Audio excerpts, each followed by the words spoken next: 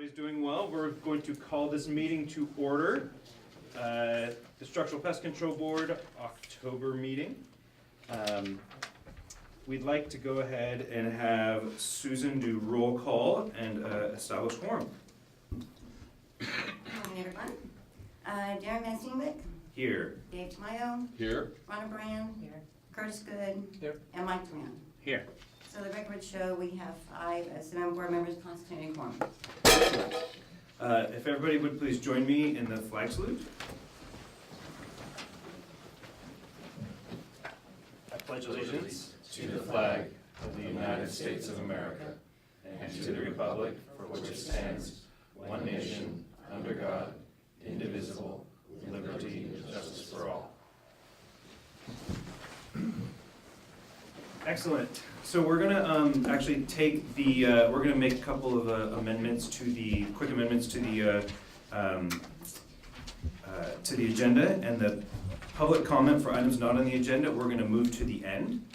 And then one of the things that I would like to mention to the group, we do have some interesting conversation potentially today. We want to make sure that everybody is heard and that everybody gets a chance to say everything that they'd like to say. However, due to some of the topics and some of the time restrictions and ensuring that everybody is heard, we will be giving a 2-minute time limit for public comments individually. Okay, so again, moving item 10 to the end of the agenda, we're going to review and approve the minutes from July 26th board meeting. Everybody get a chance to review those minutes? I would make a motion to approve. Okay, there's a motion. Second. There's a second. Any comments? Okay, any comments from the public on that? Okay, hearing none. Susan, we need to do a roll call on that, right? Okay? Darren Van Steenwick. Yes. Dave Tamayo. Yes. Rhonda Brand. Here. Curtis Good. Yes. And Mike Duran. Yes. Excellent. So moving right along, the DCA update.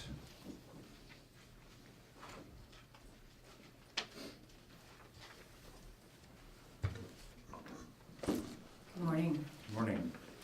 President Van Steenwick, Vice President Tamayo, board members, Karen Nelson, Assistant Deputy Director with Office of Board and Bureau Services at DCA, wanted to provide a brief update on a couple of things. One was requested by Executive Officer Saylor with regard to your business modernization. So, as you may know, the business modernization effort for your board is a process to analyze, document, and implement a roadmap of technological advances to operate more efficiently and better serve all stakeholders. And this effort includes 3 broad areas of effort, including the first one, business activities, which does an inventory, analysis, documentation, and possible improvement of all business processes. The second area is the project approval lifecycle, which is a mandatory 4-stage approval process with the California Department of Technology. And the third area is platform implementation. So the Structural Pest Control Board is currently in the first area of effort with business activities, which would include as-is business process mapping, could-be mapping, and I do believe we're a little bit halfway into the could-be process mapping step. And I'm looking to Ms. Saylor. Yes, we have finished doing all our process mapping for current practices, and we've started working on future process mapping as far as how business will be conducted in the future. Perfect. And if you would like additional input or more detailed update on that, I'm happy to ask our Deputy Director for Office of Information Services, Mr. Piccioni, to come and provide a very detailed report. Moving on to other activities that we currently had at the department specific to the Director's quarterly meeting. The last one was in August 6th and included presentations from the Department of General Services, DCA's Equal Employment Opportunity Office, and DCA's Office of Human Resources. DGS previewed their plan for new construction that will house DCA in 2024. The Equal Employment Opportunity Office provided a primer on implicit bias, And the Office of Human Resources shared some new improvements on HR processes specific to recruitment and adverse actions. The next director's quarterly meeting is scheduled for October 29th, and as soon as that agenda is posted, I'll be sure to send that to your executive officer. Licensing and enforcement work groups update. Those work groups do continue to meet monthly to discuss specific ideas on licensing and enforcement. In August, the licensing work group discussed a tool for streamlining letter generation through the Quality Business Intelligence Reporting Tool, also known as QBERT. This tool is currently available to Breeze programs, and I know you guys are not currently on that, but it will soon be available to all programs, and this will help with generating automated reports that may help with may help with some of your business processes. And in September, the enforcement work group began looking at Performance Measure 4 and ways to standardize Performance Measure 2. And we hope to see the board staff in future meetings to continue to support and contribute in this important dialogue. Last thing I'd like to provide an update on is the DCA leadership training. The Future Leadership Development Program kicked off its second cohort this past month in September. And as you may remember, the Future Leadership Development Program was an initiative launched in August 2017 to develop the best and brightest among the department and its boards and bureaus into future leaders. The program includes executive mentoring, customized leadership training, and project management. This year, DCA received 48 applications during the recruitment process, of which 7 were selected to participate in the program. We hope that the board continues to encourage its emerging leaders to apply for this program in future cohorts. And as always, if the department can be of service to you, please do let us know. Thank you. Thank you. I know from as an industry member, we are very much looking forward to the modernization, especially being able to take all of our paper communication with the board and transition that to online communication and online payments and whatnot. So we are excited for that. Any other questions any questions or comments from the board? No? How about from the public? Any questions or comments for Karen? Okay, hearing none, thank you so much. Thank you. Appreciate it. Mm-hmm. Excellent. So now we have a presentation from OPES, which is the Office of Professional Examination Services, for us today. I'm not 100% certain of how exactly we were going to do this, but we are waiting with bated breath to hear what you have to say.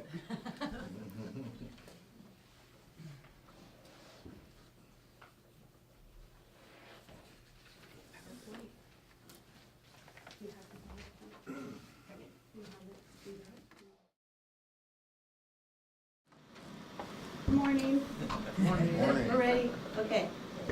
I'm Heidi Linzer. I'm the chief of the Office of Professional Examination Services. Now I'm talking to the mic. I'm the chief of the Office of Professional Examination Services. And Tracy And I'm Montez. Tracy Montez, the Division Chief of Programs and Policy Review. Thank you for allowing us to come and talk to you about examination development. OPS is a consulting division within the department. We work with most of the boards and bureaus to develop their licensing examinations. So I want to start first of all with the big picture, the purpose of licensing, which is why a lot of us are here today. The purpose of licensing is to identify individuals who can do their work safely and competently so that the public is protected from harm and receives the services that they pay for. So therefore, for when we come to our work at OPES, licensure examinations must be developed to provide a valid and reliable method for determining who is competent, who are those people. We want to license people who are qualified. And to be fair to applicants, when we develop a test, we want to focus on entry-level tasks and knowledge important for public protection. So we just want to keep that in mind as our overriding principle.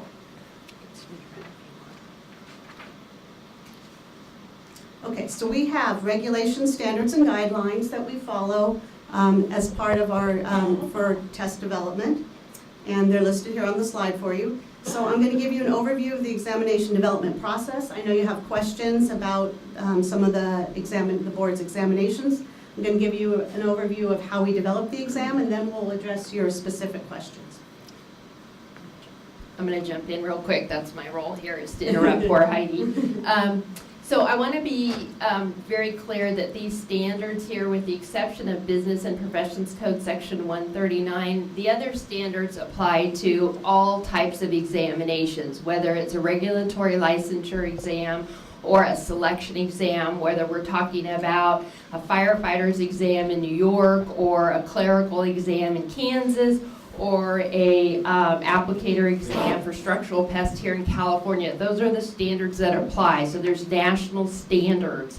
And whenever an examination program, which includes interviews, is scrutinized, they're looking at these standards. So in the courts, these are very important documents, and they're what guide us to make sure that we have what we call a fair, valid, and legally defensible exam. So it's really important that we point this out, because this isn't unique to the Department of Consumer Affairs or unique to California. They're national testing standards. Because the legislature felt that these standards were so important, they created B&P Code Section 139 to mandate the DCA boards and bureaus to follow these standards. Thank you. Right. So as Tracy said, B&P Code 139 is specific to DCA, and it requires that boards conduct an occupational analysis every 5 to 7 years, and the boards submit a report every year indicating the status of occupational analysis and examination development. But these standards state explicitly that in order to have a legally defensible exam, you must provide evidence that test content is linked to what licensees do on the job. So a lot of what we do is trying to develop a description of what licensees do on the job, so that we make sure the test measures exactly what they're doing, so that it's fair to applicants, but it's also protecting consumers. So, the occupational analysis, as we said, it demonstrates a link between what is done on the job and what is tested on the exam. Fulfilling these requirements establishes the basis of the validity of the test, or we call it its content validity. It makes sure that the test content is valid for that profession. And the focus, as I said, must be on critical competencies required to protect the public. And another requirement in order to ensure that we're focusing on job-related content is that licensees or subject matter experts be used throughout the process. And we call them SMEs, the acronyms that we use. Sometimes they're called expert consultants. As part of DCA contracts, they're called expert consultants. And with regard to passing scores, using an absolute standard or a criterion determined by subject matter experts is recommended by professional standards and guidelines. And right now, the board currently has its passing score set by regulation, as you know.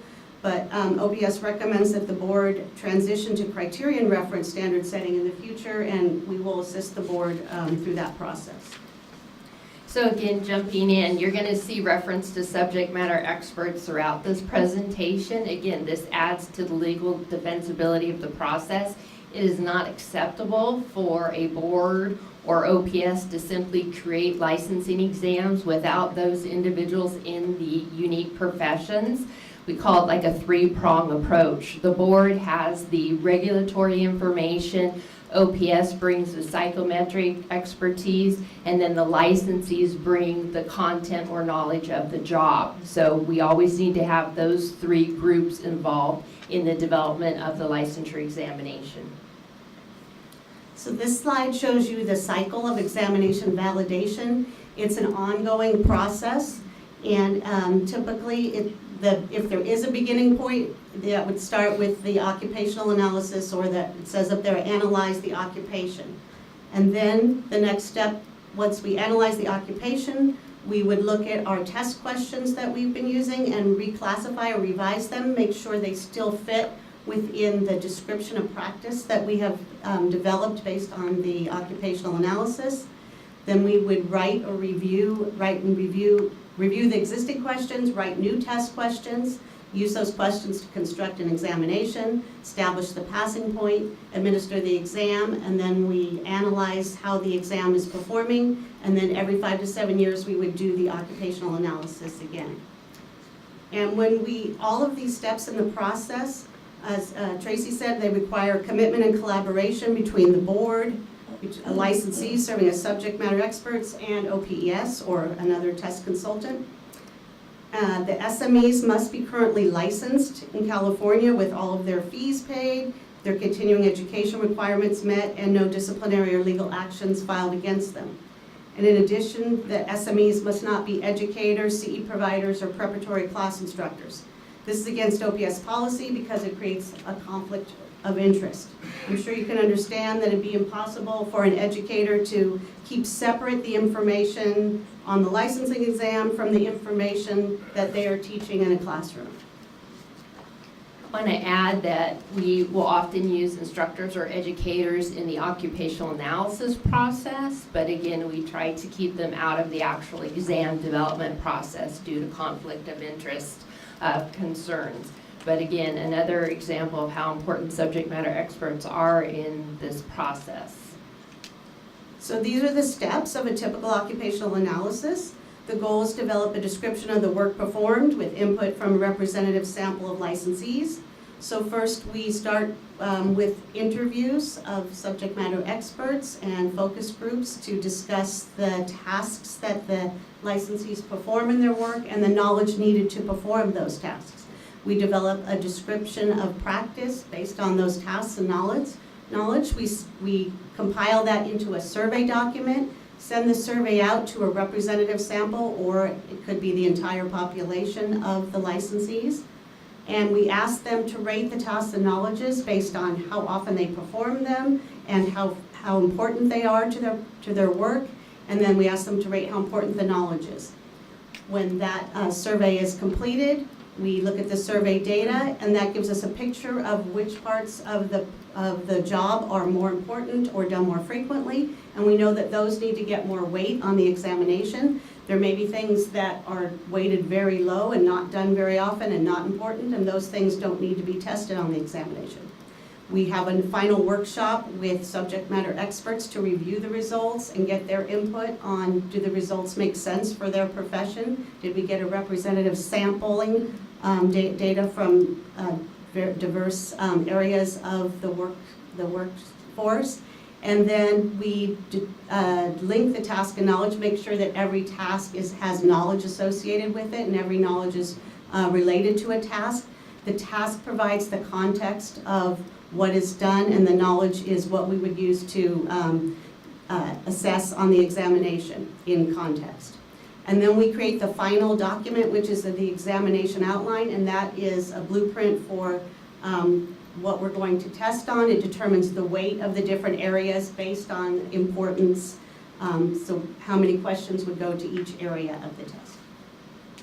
So this may sound like kind of a very dry approach, but again, it is an actual methodology in the field of testing. And the reason why we talk about task and knowledge statements is we're essentially taking what you do in your profession and we're putting it into these very concrete task and knowledge statements, because we have found through research that we can get very reliable assessments. And so when we come down to that focus group where we're reviewing the results, we typically find that our subject matter experts, our licensees, will confirm and say, yeah, this is exactly what's the most important thing. This is what we do most frequently. And out of this huge occupation that we do, we then whittle it down to what's most critical to test on. And that's where our quantitative data comes into play. So we've got the qualitative input from our subject matter experts plus some quantitative data. And again, that's what adds to the validity of the process. But again, this is a very specific methodology in our field that we use. So here we have the content breakdown of the current examination outline for the Applicator examination that was developed in 2014. I know you have some questions about the Applicator examination, and we're going to get to those. And the full examination outline It is provided to candidates, it's a public document, and it contains the task and the knowledge statements describing the work that applicators do. And the examination outline is used by subject matter experts to develop test questions for the exam. It's used by OPS to construct the examination. So we make sure that every examination conforms to this breakdown. We have 17% on Content Area 1 and 22% on Content Area 2. So every test is developed with this same breakdown of weights. So give you some more specific details on how the examination questions are developed. As we said before, so we have 3 basic workshops that we do to develop your examination. We have an item writing workshop, an item review, exam construction, and all of these steps use the participation of subject matter experts.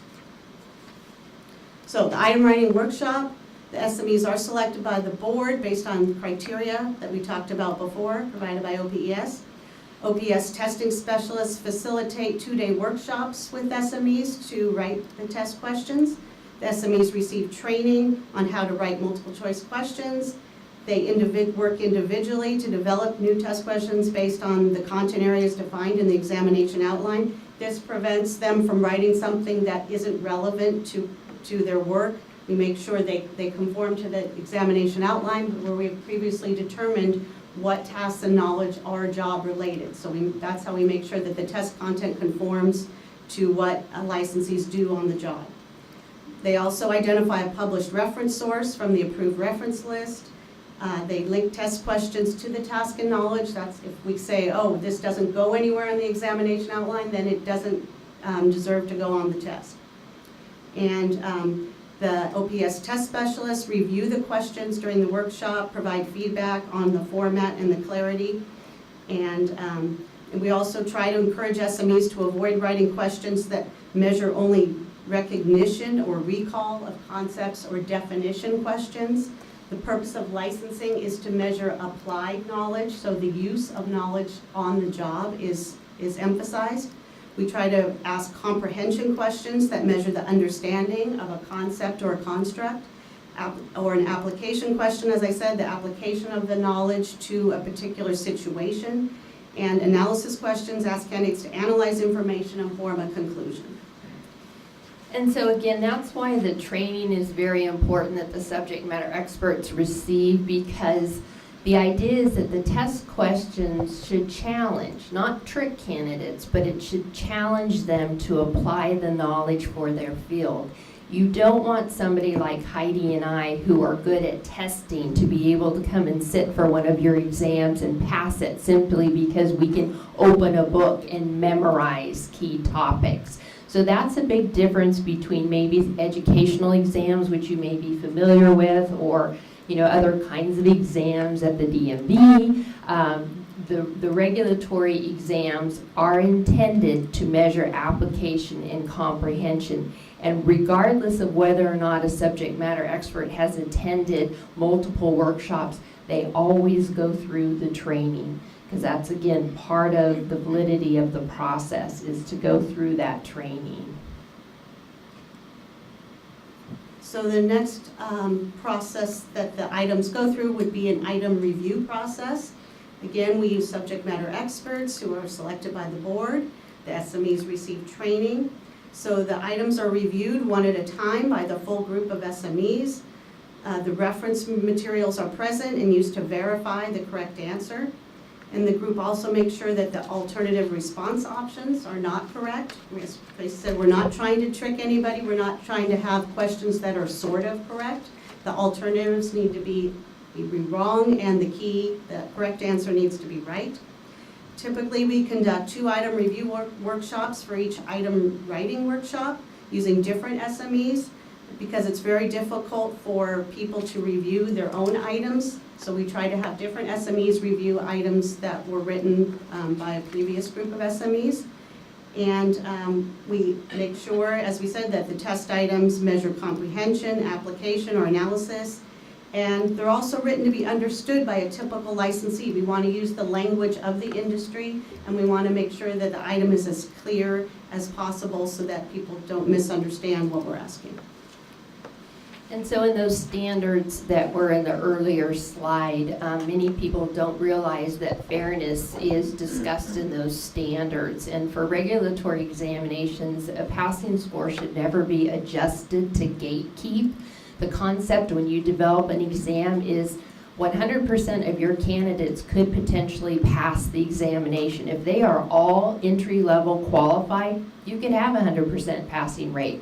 There is no defensibility in setting sort of a gatekeeping type passing score. And Heidi's going to talk a little bit about criterion reference passing scores.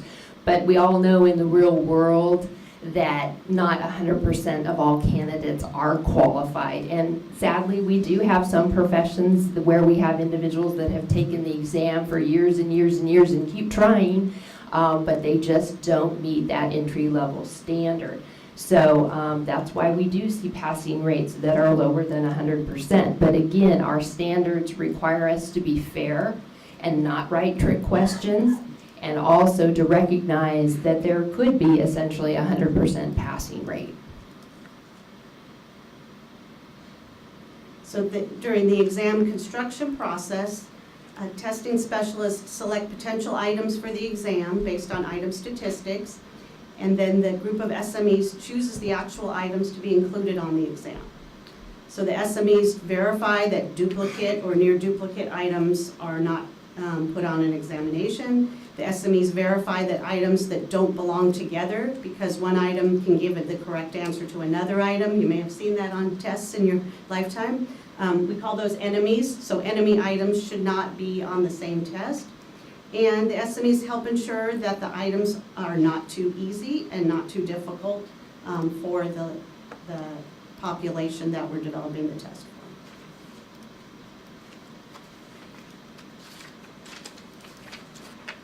So how is the item performance monitored? After the test goes out, applicants take the test. We then monitor the performance of the test items. The first thing we look at is item difficulty, which is the proportion of candidates that answered the item correctly. So typically, if less than 35% of candidates get an item correct, then it's too difficult. If more than 95% get it correct, then it might be too easy. The goal is to have items with difficulty values between 50% and 75%. A perfect item is one that 50% get correct and 50% get wrong. And that 50% who get it correct are candidates who scored highly on the test. But in real life, that doesn't typically happen. So the next thing that we look at is item discrimination, and so that is the relationship between item responses and the total test score. So we calculate a statistic that tells us the point by serial, it's called, for the correct answer, and also for each response alternative. So if the high-scoring candidates are not getting the correct answer, that indicates there's a problem. If they're doing well on all of the other test questions except this one, then that indicates to us there might be a problem with this test question. So questions that fall in that category are taken out of use, and then those are put aside to be reviewed by SMEs in a workshop. So we're constantly monitoring the item performance and trying to make sure that all the items that are in use are functioning as they should, which means high-scoring candidates should get them correct, low-scoring candidates should pick an alternative. And I want to add too that just because an exam item comes out as very difficult or very easy, it's not automatically removed from the item pool. What will happen is that item will be taken back to our group of subject matter experts, and we'll look at how the item is functioning overall. If it's a difficult item, but we still see that high candidates are getting it correctly, we're going to have a discussion with the subject matter experts. Why is this so difficult? Is it really entry level? We're going to get them to justify why we maintain it. It could mean that we just need to change it a little bit, or maybe it needs to be revised, or maybe it's not an entry-level type question. So we don't just automatically toss a question because it's too easy or too hard. We need to know why it's functioning that way. Because again, as Heidi said, the idea is to have questions that are challenging. That's useful information for us. And then again, if in the event we ever do find a question that is operating incorrectly and could potentially affect whether or not a candidate passes the exam, we will do a rescore. Now that's very rare because of all of the workshops and work that is done ahead of time, but every now and then, across all of our professions that we develop exams, sometimes we will have a hiccup, as we call it, where an item comes out, it was double keyed, or there's just something going on with it, it wasn't caught. We will rescore it. We will go back and see what candidates were impacted and do a rescore, because again, fairness is very important. We're not going to say, oops, too bad, we'll catch it next time, because we know that sometimes one question can mean the difference between someone getting a license and going out and practicing and not. Okay, so as we said, we look at item performance, we also look at examination performance. So the things that we're looking at are how reliable is the test at identifying candidates who should be passing and those who should be failing. So reliability refers to making sure that test scores are dependable or free from errors of measurement. So we do a lot of things that we can to make sure that our test questions are free from errors of measurement. And what that means is, for example, if you use a tape measure to determine the length of something and you measure it twice, you should get the same measurement each time, so then you know it's a reliable measure. So the same with an examination item. If we give the item multiple times, we expect it to perform the same way. If a test question is clearly written and accurately understood by all the candidates, and it measures knowledge that's important for their work, and it has only one correct answer and 3 clearly incorrect answers, then it's a perfect test question and it should reliably measure candidate knowledge. But that's our goal, but of course that's a very lofty goal, and that doesn't happen for every single test question. But we do monitor the statistics, and we do see perfect test questions all the time on a daily basis. So not all test questions are perfect. If the question has a word in it that some candidates don't understand, that's going to affect the reliability of that question at measuring that knowledge. And we do a lot of things to make sure that the questions are accurate and clear. So, however, every examination has some measure of error associated with it. And in addition to reliability, we also are concerned about validity. Does the test measure what it's supposed to measure? And for that, we typically, we depend on the occupational analysis that told us that these are the tasks and knowledges that are critical for the job. And we ensure that validity by making sure that every test question is linked to a task and knowledge from the occupational analysis.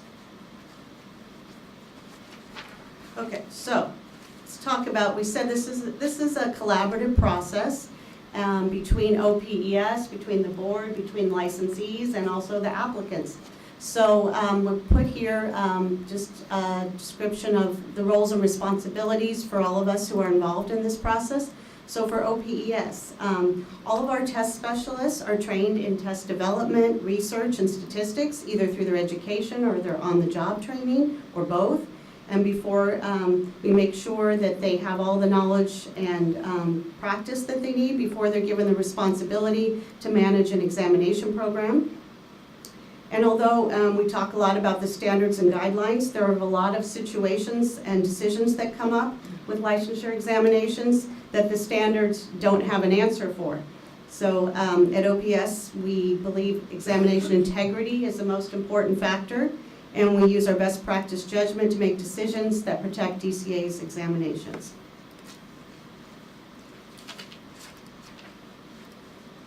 So, roles and responsibilities of the board. We work in a collaborative partnership with the board. The board keeps OPS informed about what's going on in the profession. We talked about if an item has a problem, sometimes things change in a profession, and there might be a test question that talked about something that recently that's obsolete at this point because of a change. So the board keeps us informed of those so we can get ahead of that and make sure we don't have test questions on laws or regulations that are obsolete. And the board makes sure that OPS has qualified SMEs to attend the workshops. The board does a really good job of that. We really appreciate that. And it's also the board's responsibility to comply with BMP 139 requirements of ensuring their examinations are periodically evaluated. So this is the status of the board's occupational analyses for all of its different examinations right now.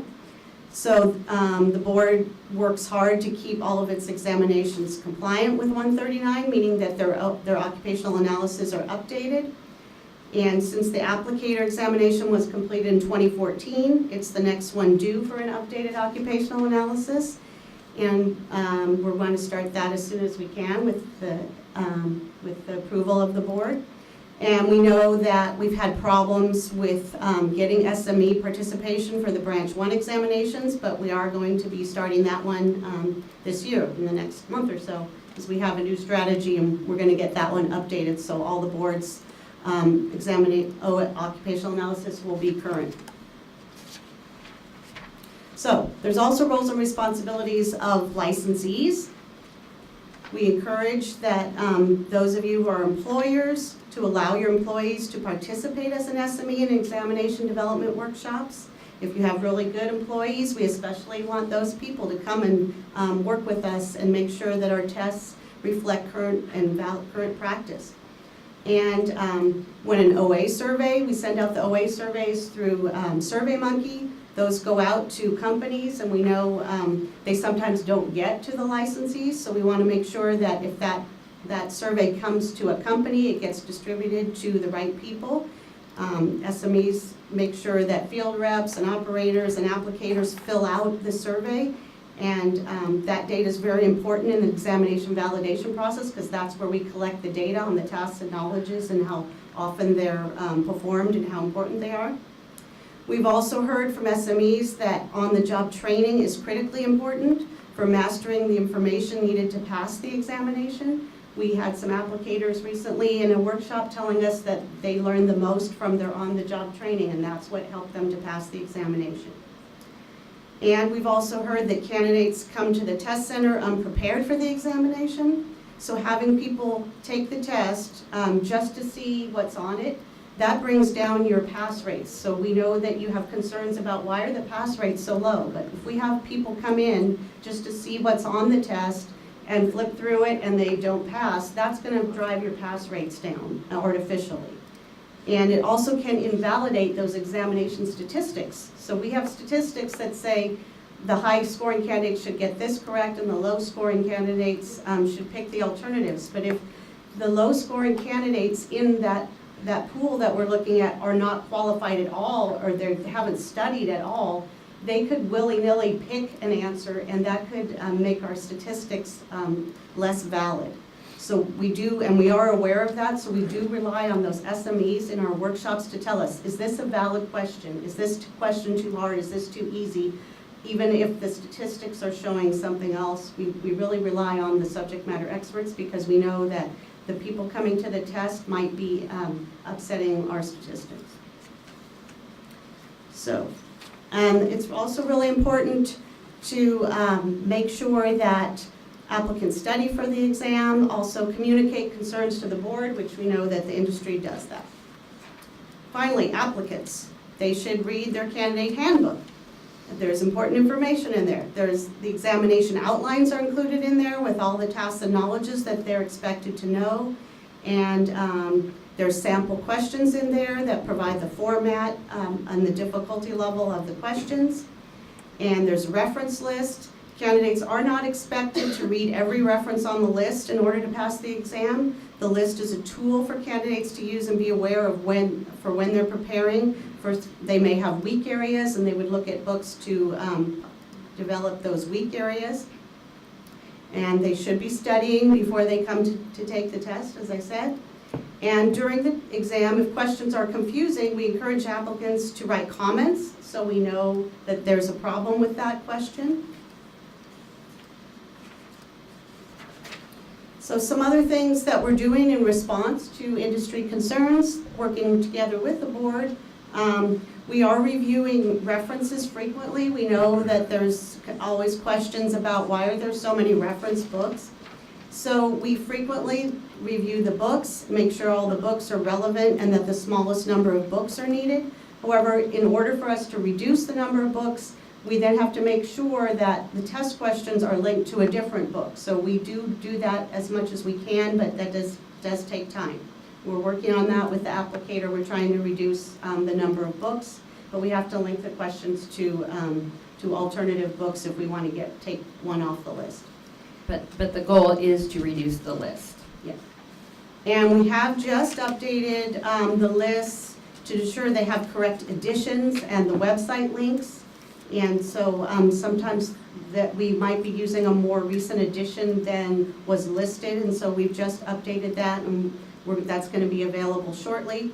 We recommend that the board link to PSI's handbook, because that's the best way for all that information to stay consistent. So instead of the board having a list of references, we recommend that they just have the link to the PSI handbook, and that make sure that all the references and the links are current.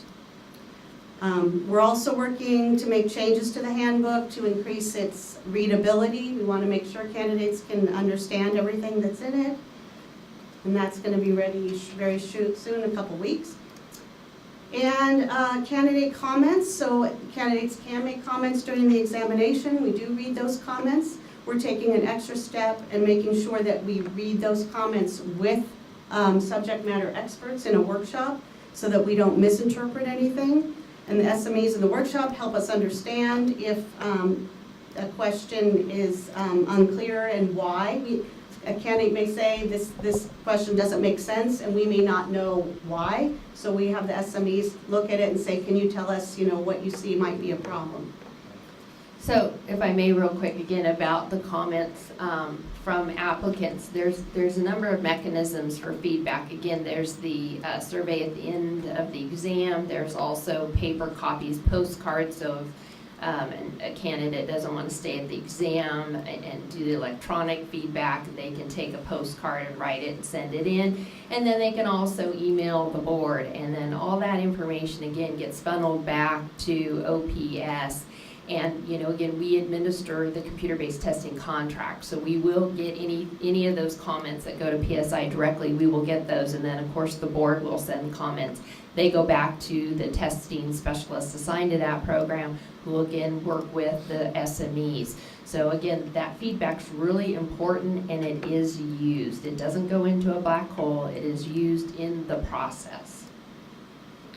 And finally, something we're doing with all of our examinations is our OBS Editor reviews all the examinations, ensures that the test questions are written in plain language so they're easy to understand. We know we have candidates who English is not their first language, and we don't want them not to pass the test because they don't understand the question. And so we do our best to make sure that the questions are as clearly worded as possible. So again, unlike a lot of other departments, we actually have a professional editor that works for OPS that looks at all of our exams. And so the editor is not allowed to change technical language, because again, we don't want to remove the important language of the individual occupations. But they are tasked with actually making sure, again, plain English, and there's a grammar check and so forth. We are actually in the process of hiring another editor because we have so many exams to look at, and because it's so very important to make sure that a very professional, readable product is out there for the candidates taking the exam. We don't want them getting caught up on reading comprehension or getting errors in the test questions in terms of writing style. And so some additional changes that are coming is OPS is going to work with the board to develop a survey to be taken at the end of the test, and that survey can ask questions, candidates questions after their exam if they want. It'll be optional, but this survey can be used to ask applicants about their exam preparation. How did you prepare for this test? So it might give us more insight in how we can work with our applicants to make sure that they prepare properly. It can also be used to recruit subject matter experts, so we could get people who passed the test recently, make sure we get newly licensed subject matter experts into our pool. And another change is that examination proctors at the test sites are now able to collect address changes at the sites, and this can help candidates if they miss getting their candidate handbook because they have a recent move. It'll hopefully speed up the process and help the board a little bit to make sure The address changes get processed quickly. And OBS is recommending that the board, as I said, conduct a new occupational analysis for Applicator. It's been almost 5 years, and we understand by all the industry concerned that it's time to look at that occupational analysis again and do an update. And we also, as I mentioned earlier, we want to recommend that the board set a goal for changing from passing scores set in regulation to a criterion reference passing score process. So the process, right now the board's passing scores are set, we can't change them. When the board changes to a criterion reference passing score process, we would have an additional workshop, and in that workshop, subject matter experts would do an exercise to assess to develop a description of what is a minimally knowledgeable, minimally acceptable, competent candidate look like. What tasks and knowledge are required to work in the field safely and competently. So we develop a description of what that applicant what that licensee looks like. And then we have SMEs actually take the test questions themselves. Then we review each of the test questions and determine how difficult the SMEs believe that question is for this minimally acceptable, competent candidate. And so it's a whole process. It's been well researched. It's the most valid and defensible process for developing passing scores for licensure. And it makes sure that if a particular test is a little more difficult, then we can set the passing score lower. If this next test is a little easier, we can set the passing score higher. So it is more difficult for the applicants to understand that the passing score may vary, but that variation is important to make sure that we maintain a stable level of difficulty for each examination. And we will work with the board through this process. A lot of DCA boards and bureaus switched from passing scores set in regulation to criterion referenced, and we have the regulatory language, and we can assist the board with that. And that would help with the legal defensibility of the board's examination programs. So again, a lot of testing language here, criterion reference. Most of us are used to like norm reference testing, like grading on a curve in school, things like that. With criterion reference, the criterion is entry-level competence for your specific profession. As Heidi mentioned, sometimes it's a little confusing to candidates because the passing score changes from form to form. But what we try to explain to them, it's because there are subtle differences in the test questions. There may be a new regulation. Those test items are really difficult, but 2 or 3 years from now, everybody knows that. So those items become easier. So we have to adjust the passing score to reflect that. But criterion reference, really the advantage is to the candidates because it's taking into account the difficulty of that test at that time versus just a set standard in regulation. So again, hopefully we've been able to demonstrate a number of steps that we're taking to address some concerns. I know it's a little bit dry, all of our methodology, but we think it's just important for you to understand how much time and effort goes into processing a licensing exam. We take great pride in the work that we do, again, to make sure that it's fair, valid, and legally defensible.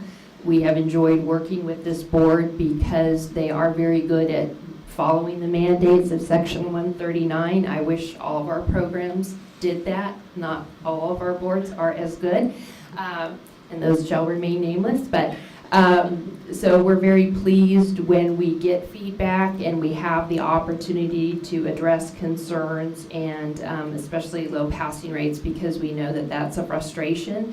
And sometimes we have some really good answers and sometimes we don't, but we definitely think we've got a good strategy here, and especially with the new occupational analysis, a really good opportunity to get some subject matter experts in here and get things updated.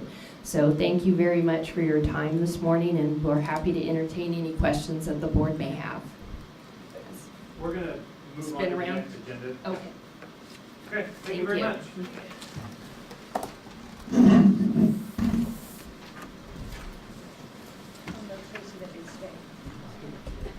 Yeah, stay there. Thank you very much.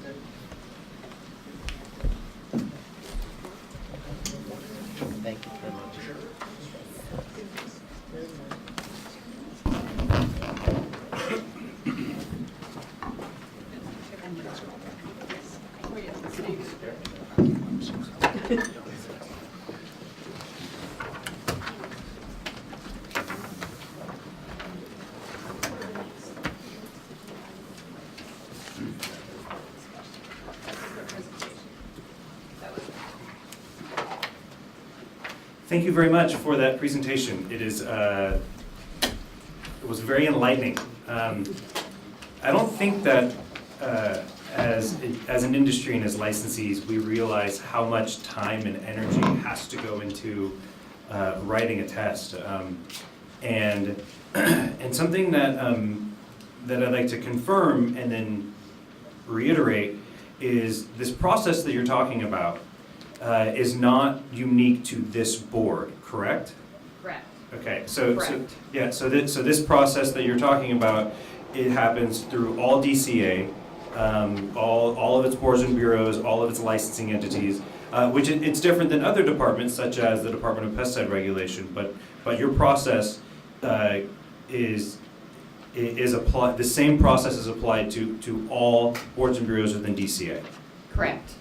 Nurses, contractors, psychologists, geologists, yes, state level, national level. We actually review national exams to make sure that they adhere to these processes. Sometimes we tell boards, no, we do not recommend you use this national exam because it is not meeting standards.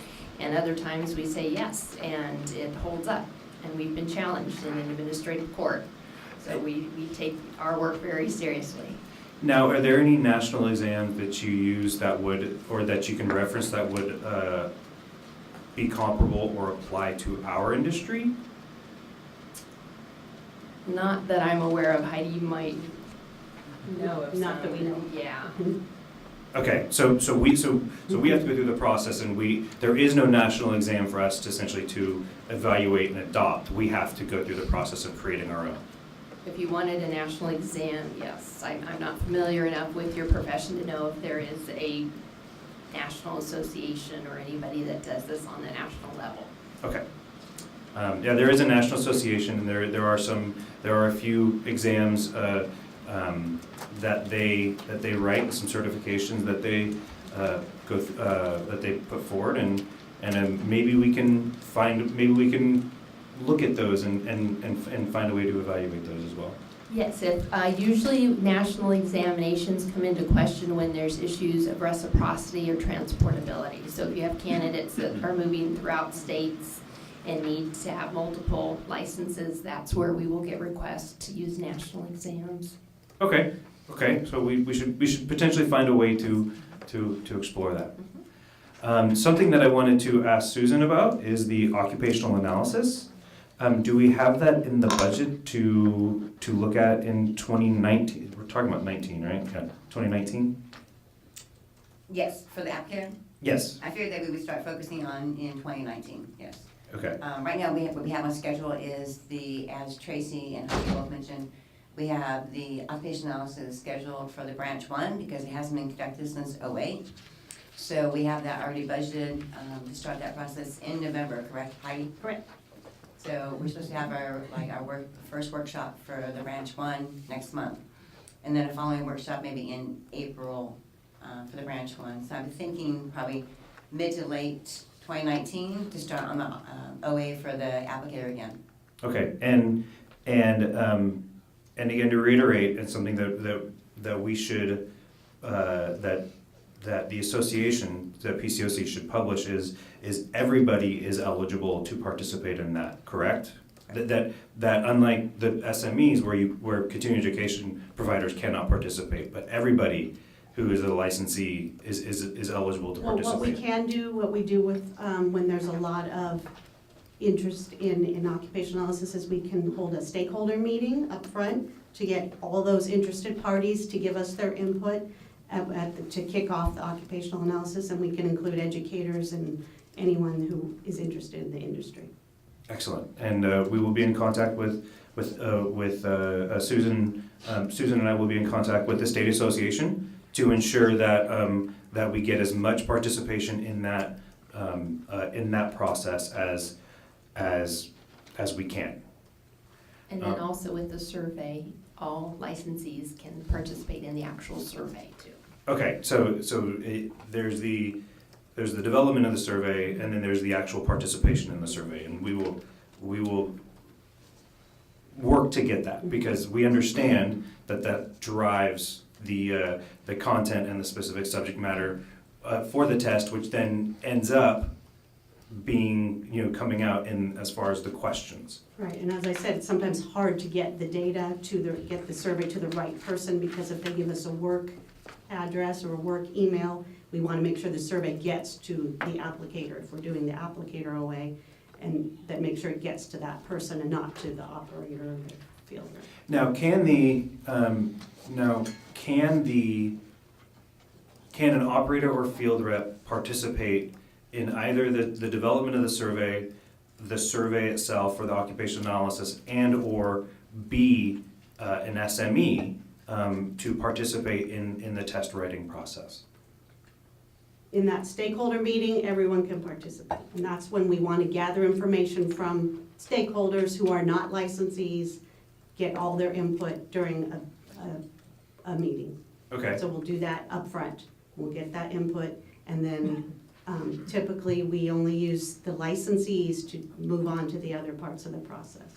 Because you can understand, our standards say that subject matter experts, people who are working in the field, are the ones who need to give us the data for what is done in the field. Okay. Sometimes we can get measurement of more of what the individual does as the operator or the field rep versus, say, the applicator. So that's why we just try to stay with the actual licensee population. Okay. Now, I wanted, is that a regulatory restriction or that's a practice restriction? Correct. Do you revisit that, and is that something that you revisit occasionally to see if it's really serving? If there's a big the department's disconnect, needs? if operators are telling us this is what applicators do, and applicators are telling us that's not what I do, if there's a big disconnect in the field, then we can bring in multiple people who work in the industry but I'd say, as I'm saying, we're gonna have this stakeholder meeting first. We will have everybody in the room then, and we'll get some clarification to see if there's a big, if there's a big divide between what applicators say they're doing and what operators think they should be doing or say they're doing.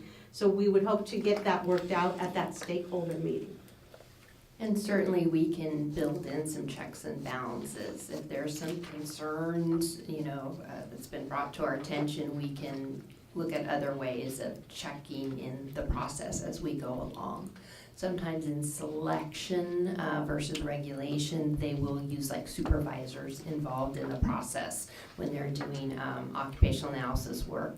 So you'll have your incumbent level, and then you might have a supervisor involved. Typically in regulation, we don't do that because, again, you have that scope creep issue. But if the board has concerns, we can certainly build in some checks and balances, and we can have some discussions about that as the process evolves.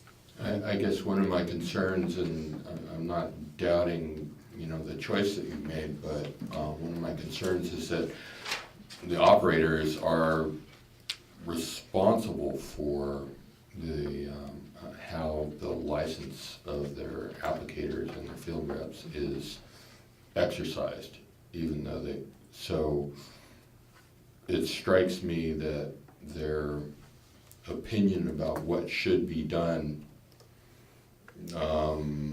is important. And but anyway, I just wanted to express that. Thank you. Yeah. thank you. And then if you could please comment also on the idea of a study guide. This is something that we've talked about numerous times, ad nauseum. I know, Dave, we've had this conversation. But if you could, but now's a good time to reiterate why you don't recommend that the board create a study guide and just use that list of references and or the candidate handbook as that instead of a formal study guide. Right, so this has come up with a number of our boards, and we certainly always recognize that the board wants to help candidates with the licensure process. But as we remind the board, as well as legal, is that the board's primary mission is consumer protection. And so while the board can make sure it has a very transparent process, developing a study guide and endorsing that becomes problematic in terms of conflict of interest. And so what we try to do is, again, use the candidate handbook that is part of the testing process through PSI. And we try to work with the boards to make sure that the examination plan is in there and the task and knowledge, because again, that is what the exam is based on. We also put sample questions, and as Heidi mentioned, we're working on updating the references and trying to be very efficient in that information that's provided. And then we work with our boards and schools and trade schools and so forth, and we make sure that they're aware of that candidate handbook, because that is essentially what the exam is about, and you should be able to take that and study from it, and your company should be able to use that, work with any of their staff, their employees, and use that as the study guide. Unfortunately, we have a lot of individual companies out there with some of our other professions that are creating prep schools and things like that, and they're misleading candidates. And so that's why we really try to get the boards away from any kind of preparation and just, again, direct the candidates back or the schools back to that candidate handbook. And we make sure that we keep that information updated, because that is the most valid tool. It is the one that's linked to the occupational analysis, and it is the tool that's used to develop the test questions. So again, we try to help the board and protect them from any kind of conflict of interest or directions that might pull them where they shouldn't go. So one of your slides had a list of the relative importance of various areas. Is that information part of the candidate's handbook? Yes, it is, yeah. And it actually details out the knowledge and the task. So again, really just going in there and saying, okay, this is what the test is on. You know, we know the profession is this big, and we know often our licensees would love to test this, but we can't have 4-day tests. So we really have to whittle it down. And so that's why if you can focus on that exam plan, sometimes it's called a blueprint, and that's the important thing, where it has the task. What are you expected to perform? What knowledge are you supposed to know? How is the test weighted? Where are most of the questions coming from? That's all in that. And we find, again, many candidates never read that. And that's consistent across all of our professions. So it's a really, really important tool. And if I may, I want to again say that this is where California is unique. We publish this. A lot of other states and national exam programs do not publish their test blueprint, which I think is ridiculous. But again, this is to show how transparent California is, and that we truly want candidates to know what is on the test. It's not a secret. Do you have any data that indicates the success rate of folks who claim to have used the handbook versus those who don't? We don't, but that's why we want to do that survey, because in discussions, again, we're hearing that candidates are preparing very differently. We know that some from some organizations do well, others don't, and so that's what we're hoping to tap into with this survey. Did you use the candidate handbook? Did you prepare? How did you get prepared? And the candidate handbook you said is published, and it's published on the PSI website, correct? Mm-hmm. Okay, so anybody can go and take a look at it at any point. Yes. And it gets mailed to candidates also. I'm just thinking, if somebody wants to do their due diligence, beforehand, like you said, it's not a secret. Right, right. And they have access to all of them too. So if they're wanting to promote or, develop their career, they have access to all of that. Do we know if when people apply to take the test, are they directly informed that this candidate handbook is available and suggested that they read this? That occurs with But all. again, you have to read the material. Oh, no, I that are sent to you. understand. I just wanted to make sure that at the point where they've decided they're gonna take the test, they're informed, Yes, here's because, this resource that's available. right, because in addition, in the candidate handbook, not only does it have the exam outline, but it has information on the locations of where you can test. It talks about scheduling, retakes. It also goes over security procedures, so there's no surprises when you arrive at the test site. So it's a very important document. And one of the things that you mentioned that again I just want to reiterate is the idea that if somebody shows up without preparing, it actually throws off your statistics to then create a better test. Is that correct? Correct. Okay. Okay.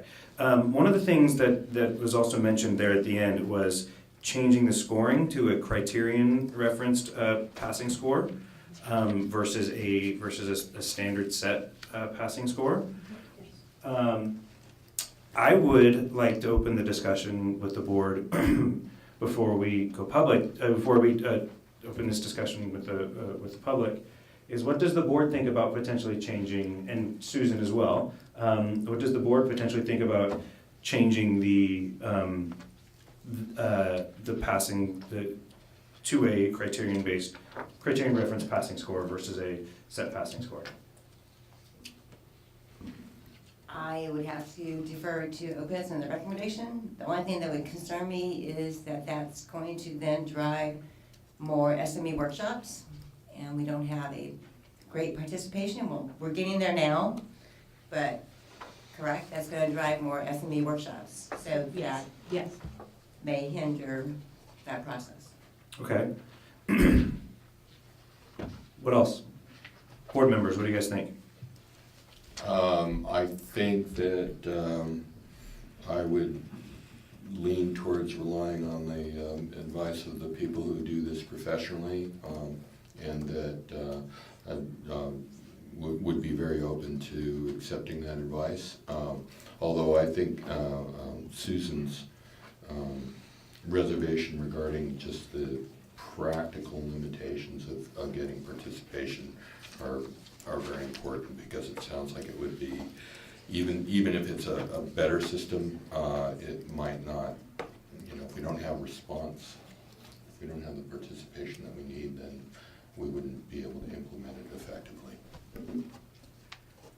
I have a little bit of concerns right now because I know the hurdles that you've had getting SMEs there. I know that we've had to cancel a number of those, so I'd be very concerned in light of that. I think we've got a little bit better commitment at this time. I'm actually kind of encouraged by maybe putting this other layer of after a year or two groups of the SMEs, and maybe have one other group review that, and if that can be some operator, not add additional test questions, but possibly take some out. I would be very encouraged by that. I was very pleased to hear that as a possibility. And there may be ways we can keep your costs the way they are, because a lot of times we can do exam construction and passing score in the same workshop. It depends. So we may be able to provide you a solution that wouldn't be a lot more expensive and using the same SME. Yeah, and typically programs that have a number of minimum requirements to sit for an exam will have a higher passing score, higher passing rate. When there's not a number of minimum requirements, usually your passing rate and passing score is lower. 70% is pretty high.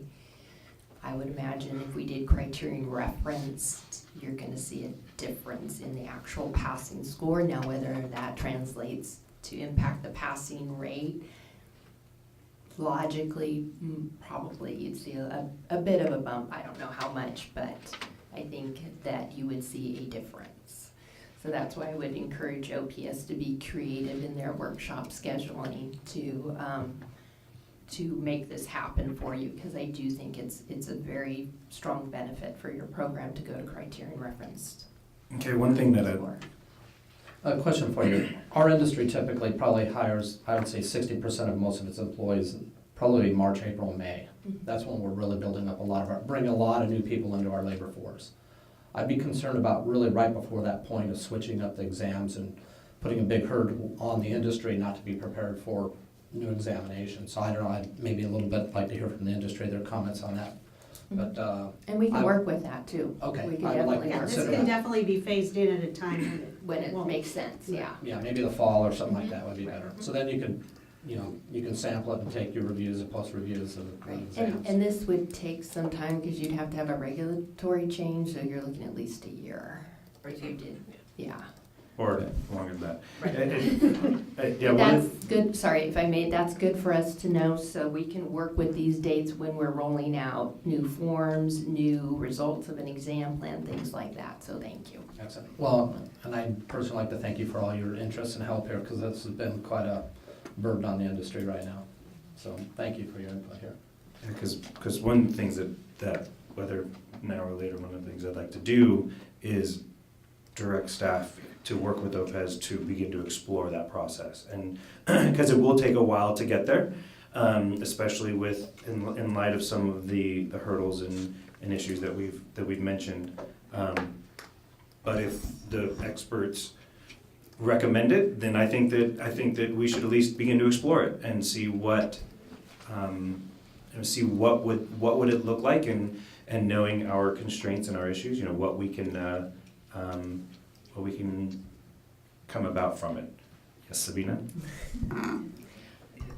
I was just gonna chime in, and staff can absolutely do that, and maybe I would suggest putting an update on their progress and what they've come up with, or what they've done at your next meeting. In January? Yeah, for the staff to report on. Excellent. Yes, sir. Well, it strikes me that it would be helpful for business owners in the industry to have, a much larger percentage of business owners in the industry to be aware of the resources and the candidate handbook, and knowing how these tests are constructed and being in a better position to help their employees prepare for the test. And I'm not suggesting a study guide, but what I am suggesting is that it would be really helpful if our department was able to cooperate with, say, the association, or maybe look at ways of providing better information to the industry, maybe on an individual basis, and maybe some sort of conference setting, or some sort of concerted effort to educate those owners in how these tests are constructed and how do you best get your folks prepared. And is there, other than the resources there, is there some sort of pitfall that you see in that? Not at all, and I think we've talked about possibly newsletter articles or any types of publication that you'd like us to provide. Well, there's a representative from PCOC, and so I'd ask Jim to come up and introduce himself, please, and see if there's a way that OPES and the State Association can work together on this one. Good morning, my name is Jim Steed. I'm the owner of Neighborly Pest Management, and I'm currently serving as the president of the Pest Control Operators of California. Just wanted to begin by offering our sincere thanks to the board and to OPES. I can see that this issue that's become very important to our industry has occupied your attention in a way that's very serious, and that's heartening for us to see that it's getting your attention at this level. So I really appreciate that on behalf of the industry. Also want you to know that the industry has already kind of gotten to work in understanding its culpability in this process. In fact, I was able to reach out with Susan earlier about a month ago or so, and in our most recent publication, my article as the president was on this exam. And in the article, Susan gave me some information to help review the history of the exam, and we even had the opportunity to give our members some pointers on study. I think that article and the discussions that we've had at our subsequent board meetings is just the beginning of our efforts to move forward with this information that I think is really critical in making sure that the industry understands and performs our part. So I wanted to let you know that effort has already begun and will continue in earnest. And if it's possible, I think just 4 quick questions, if I might. I'm not sure if they are answerable by the board or OPES, but the first question is there a total pool of questions for the applicator's exam? Is it like 500, 1,000, or something like that? We don't talk in specific numbers because that affects the integrity, but we do have a bank of items that we are always adding to and reviewing. And each one of those questions is labeled in one of those 5 categories, I would assume? Correct. That's how you balance the exam? Yes, a link to a content area, and a task, and a knowledge, and a reference. I'm very excited about the review, very excited about the stakeholder meeting. Do we have any idea when or where that may be? Because I know members are going to ask me, okay, when is this happening? Not yet. Even a rough timeline, do we have early next year? Susan? You're welcome, by the way, for that question. I know I'm gonna get it. OBS we need to look at our schedule for our staff And and then work with the we'll work board. with the board and we'll Okay. get that. So I know they're going to be anxious, so I'll tell them in 2019 we expect to Sometime be in hearing about it. Well, so as Susan mentioned, in 2019, we will be starting the process for the occupational analysis. Right, occupational analysis for the applicator, right. And that would be the And- first, one of the first steps. would be Okay, the so stakeholder. Susan mentioned probably mid-2019, because we still have to deal with the branch 1 occupational analysis. So if PCOC can encourage their branch 1 licensees to participate in that, then we can essentially get to the RA sooner. Excellent. We will encourage In them. branch 1, we're going to be doing down the workshops down in Southern California to make it easier to get subject matter experts, because there's more of them down there. Much So more, yeah. We're trying to do that to use a new strategy. And my final question is, how many other boards that you work with have actually have an approved study guide? I know you don't recommend that, but are there other boards that have exams where they've gone ahead and just decided to make their own study guide, or does that exist? I'm not aware of any, because again, we have been told by legal that is not appropriate. So I'm not aware of any, but I can't say for 100% certainty if there are any boards that have gone ahead and done that. Yeah, it's a question we get frequently. You know, we know that other licenses have an approved study guide. Why don't we? And I don't have any other licenses and familiarity. So right now you're saying that you're not aware that there is any other licensing that OPES work with that has a board-approved study guide. Correct, because again, most of our programs use computer-based testing and use the candidate handbook as their study guide. Thank you very much. Excellent. Any other comments from the public on this? Dave? Well, yeah, before it strikes me that there's no reason that industry and other parties couldn't look at the candidate handbook and the other resources that are appropriate to share with the public and create their own study guide that's aimed towards helping people understand what they need to look at. Is that correct? Sure, an association or another organization could do that. All right. Thank you. But I just, again, would just caution them to be very thorough in the information they provide and not create situations that are confusing for candidates. We have a program right now that is, we have faulty information that a candidate prep school is providing to candidates, and it is creating havoc for our passing scores and our candidates. It's not to say it would happen here, but it's really disheartening for what the candidates are going through and what information is getting conveyed to us. So, and I guess what I'm getting at is that it seems to me that somebody who is acting responsibly and doing it for the best interest of the industry could take a look at the resources that you have available, and I'm not talking about, okay, we're gonna create questions and things like that, or try to mirror what we, glean is actually on the test, but to guide people towards, hey, this is 30% of the grade, you really ought to understand. Right, yes, this. you're right. If they have good intentions, you bet. It's a very And reasonable thing to do. here are portions of this reference and this reference and this reference that we think are the most likely, or maybe the most credible sources of getting information that's gonna help you pass the exam. Yes. Does that seem like a reasonable thing for a third party to do? Thank you.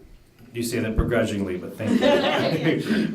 We appreciate that. No, I didn't, that seems, As long as, Not it's not begrudging at all. promising if Yes. that these are the actual questions that are on the test, instead of, this is information that you need to know for this section of the test, these are the most important concepts. Excellent. All for that.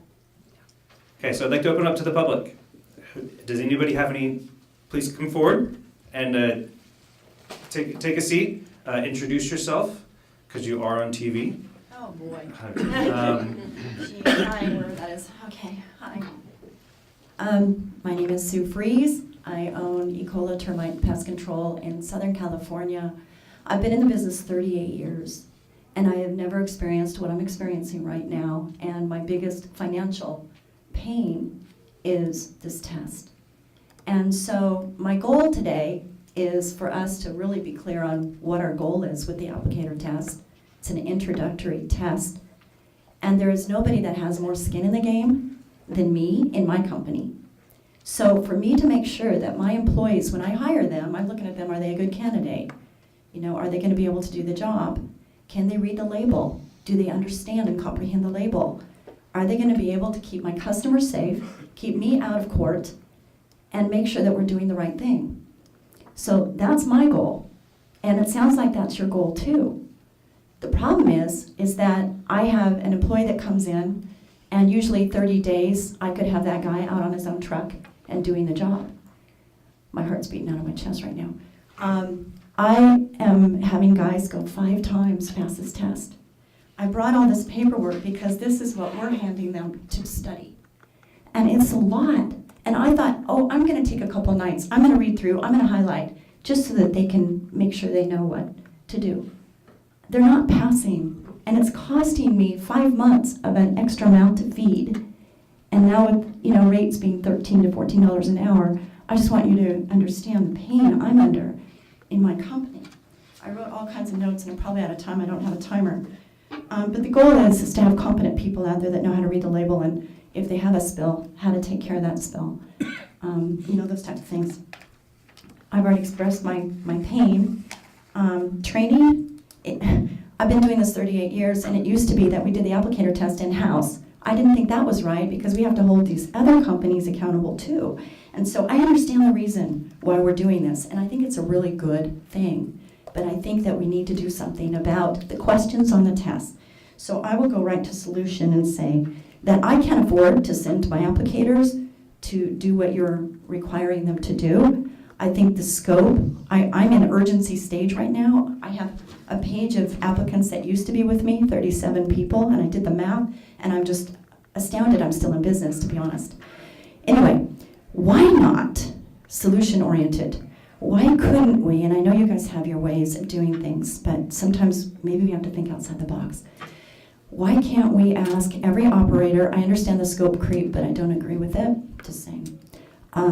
Why can't every operator who has the most skin in the game, the most to lose if things don't go right, write 10 questions? And whoever's reviewing your questions, I don't know, it never was said who is reviewing those questions. They still have to review the questions. No matter who's writing them, somebody has to review them to make sure they're accurate and true. And reading a label, my thought is, reading a label is a warning, caution is a caution, and why can't we have a study guide? I loved what Mr. David Tamayo said, because yeah, I'm going to do that. I have it right here, study guide, on my own study guide. But why couldn't we have the operators write 10 questions, send it to your reviewing council, whoever that is, and decide from those questions what's going to work, instead of taking applicants, which I don't have, and having them to leave me for 2 more production days to come and do what you're suggesting. So that's my suggestion, and thank you for your time. Thank you, Sue. Opez, would you mind, Heidi and Tracy, would you mind responding to that question, please? Thank you, if you could. Can I sit? Yes. Oh, thank you. Yes. Well, first of all, I want to be clear that it's the board that has these regulations in place as far as the exams. It's not OPS. We just simply help facilitate the development of the exams. And certainly, again, going back to the solution of operators writing the 10 questions, we can explore using different licensees, but again, we typically like to work with the incumbents. The incumbents have to be trained in the protocols for writing the test questions.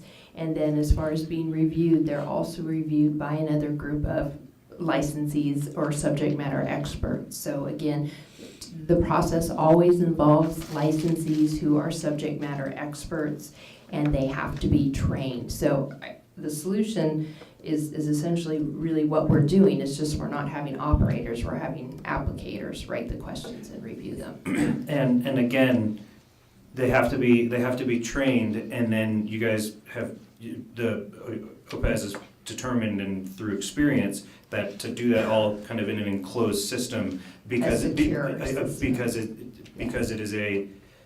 is High stakes testing. It is defensible. Yes, It is legally defensible. Right. If the test were to ever be challenged. Right. That's the primary reason why. Right. I mean, it'd be nice if we could just say, please write 10 questions, send them in, but that doesn't follow the protocols of having your subject matter experts trained. Again, linking them to the test plan, having it done in a secure environment, and the entire process, which again makes it a defensible. Again, the licensing exams are considered high-stakes exams, so your questions are worth hundreds of thousands of dollars. Your banks are probably worth millions of dollars. There's a lot of time and effort that goes into this, so it's done in a very protective, secure, highly processed manner. And again, to protect the integrity of the exam. Correct. And operators might have a conflict of interest in that they want their applicators to be licensed as quickly as possible, so they might write questions not at the correct level of difficulty. So that's why we use people who are in the licensees in the field, one, because they are doing the work on a daily basis, and they also are familiar with what the right level of a question should be, not too hard and not too easy. Excellent, thank you. And another point I want to make about the occupational analysis, there's more that applicators do than just read labels and deal with spills. So we want to make sure we cover the entire scope of what they do on the job. At entry level. Is there any other comments from the public?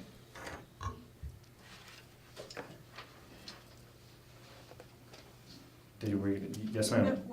We're good. The staff and OPES has direction. Yeah, I'm kind of wrapping up. Oh, okay. I'm I good thought you there. were checking No. to see if we need No. anything else. No, any other comments from the board on this subject? I have one. Yes, sir. I'm an industry member and I've been in business product for 42 years. And I'm having the same trouble as everybody else with my applicators not passing, and it's very disappointing. Is there anything that we as operators can get to educate ourselves to make sure that we're educating our applicators? And I read the information that's out there, and I passed it on, and I still have a failure rate that's over 50%. Thank you. I'll just say one thing that we did hear directly from the last group of applicators that we had. They said the on-the-job training was the most important thing that prepared them for the test, as opposed to reading the books. So I'll just give you that. They said once I was on the job, then all this stuff made sense and I was able to pass the test. Excellent. Any other comments? Very good. So I think that we are, we're wrapping the subject up.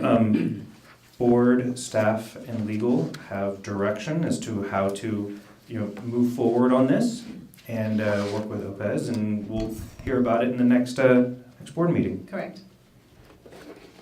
Anything else? Thank you very much. Oh, I'm sorry. I think the idea of the operators having a conflict of interest in influencing what questions are on the test, to me it's a double-edged sword in that they also have responsibility for ensuring that their applicators really know what needs to be known. And I think that there ought to be some kind of deference to the greater experience and level of responsibility that the operators have for the actions of their applicators in considering their input. And I understand the concept of mission creep, but I also think that an operator has a broader view of what's necessary, and so because an applicator is much newer and really has just much more limited scope in their duties, they may not really, they may have to really focus on how do I get through the day, but because step by step they may not be taking into consideration something that's just as important because they don't think of it in that kind of way because their responsibility is more limited. So anyway, I just hope that can be kept in mind. Thank you. And I do support that comment wholeheartedly, and I think that's why the focus group will be very helpful. And then the information that we get from the focus group we can use to build in some checks and balances. So as we go through this process, if we need a mechanism to check in with operators, we can certainly do that and still follow our protocols to keep it defensible. I'd like to make a comment too about the big picture, that there's very little in the board's regulations about the scope of what an applicator does, and that it could be there's a lot of different viewpoints of what an applicator does, how independently do they operate, and it may differ across different companies. And so that it also is complicating the fact of when we're trying to determine what the job tasks and knowledge are, that if different operators have different opinions about what their applicators know or should know. And so if there's confusion in the industry, it's hard for us to determine what the level of testing should be. So that the board may at some point, want to clarify the relationship between the operator and the applicator, or the scope of what the applicator actually is allowed to do and not allowed to do. And not to complicate things more, but this. But you're going to. Something, I know, I'm sorry.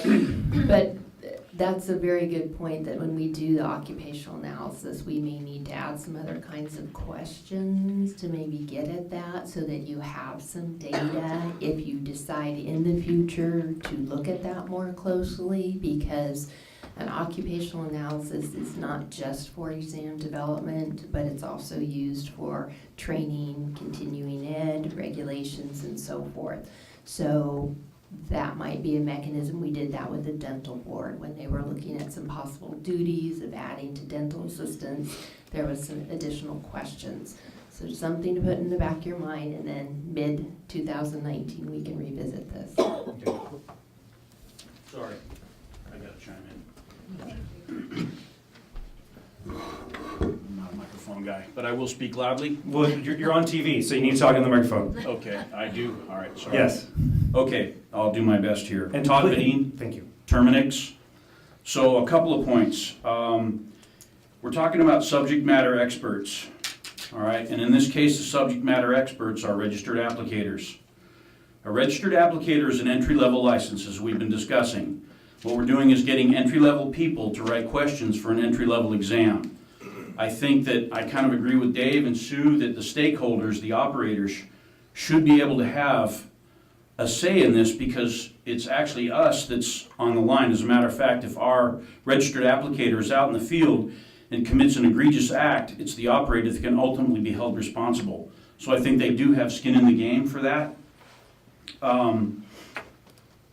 So are they, the question really, it's rhetorical, are the SMEs really registered applicators in this particular examination? Okay? Thank you. Thank you. Thank you. Appreciate it. Excellent. So thank you very much for your time and attention. With PCOC in the room, they will be sure to take this information back and continue to discuss it and talk about the importance of industry participation and some upcoming activities. Thank you so much. Okay, so moving on to Executive Officer's Report. Susan. So your licensing statistics are in your board packages along with WDO stats and survey results. If you have questions, I'll answer those for you.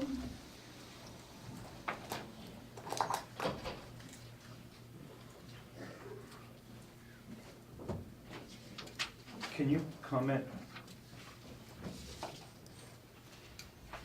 Can you comment on the handout that you gave us, please? I was asked by one of the board members to provide that, so I did provide a copy to each of you. That shows the passing rate for applicators for the last decade, and it identifies when computer-based testing started. Okay. Thank you. Appreciate that. So it showed the fiscal year 16-17, the passing rate was 48%, and then 17-18 was 36%, and then so far 18-19 is 41%. Correct. Okay. Okay. The only other thing I have to comment on is in our office, we have one cashier, Stephanie Carpenter. She has actually taken a position with the California Department of Corrections and Rehabilitation in Ione because she lives about 2 hours from us. So she will be leaving us at the end of the month. So we'll be doing some recruitment for a new cashier. And I don't have anything else. Okay. Excellent. So moving on to, Susan, did you want to handle the next item, which is the annual review and possible amendment of board policies and procedures? Yes, this is the annual review. It is in your, sorry. This is the annual review. It is in your board packages. Staff, don't have any recommended changes to this document, but maybe the board members have something that they've seen that they want to discuss. Board members, do we have anything we'd like to discuss on this one? Can you update us on the renewal application, where that might be? Renewal application Yes, for changing the form. the form, yes. That is in the process of our process mapping that Karen Nelson was talking about. It's written into our procedures to have that form changed at that time. Okay, and when would that be expected to be finished? We're supposed to go live with a new IT program, 1/1/21. That is our go live date, where individuals will be, foreseeably individuals will be renewing online and identifying those courses that they have completed Very good. as requested. Okay, thank you. Excellent. Any other comments or questions? Okay, moving right along. Possible update and possible action on the status of the proposals for funding. So where are we at with this? So I was asked to make this a standard item on the agenda, so it will be a standard item.